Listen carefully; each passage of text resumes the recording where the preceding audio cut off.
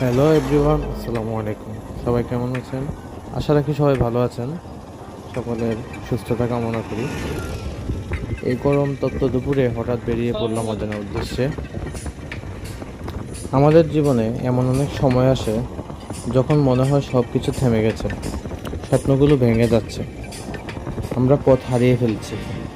মনে হয় যেন কেউ নেই আমাদের পাশে। কিন্তু মনে রাখুন, নিজের পরিস্থিতি নিয়ে কখনো আমরা হতাশ হওয়া ঠিক না।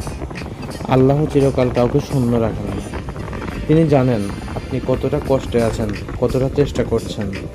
হয়তো আপনি এখনো দেখতে পাচ্ছেন না, কিন্তু কোনো না কোনোভাবে, কোনো না কোনো সময় তিনি ঠিকই পূর্ণ করে দেন সেই শূন্যতাকে। আপনার চোখের অশ্রু, অন্তরের আঘাত, সবই তার জানা। তিনি আপনাকে নিরাশ করবেন না, ইনশাআল্লাহ। হয়তো একটু ধৈর্য, একটু সময়, তারপরে আপনি বুঝতে পারবেন এই সব কিছুর পেছনে ছিল এক অপূর্ব পরিকল্পনা।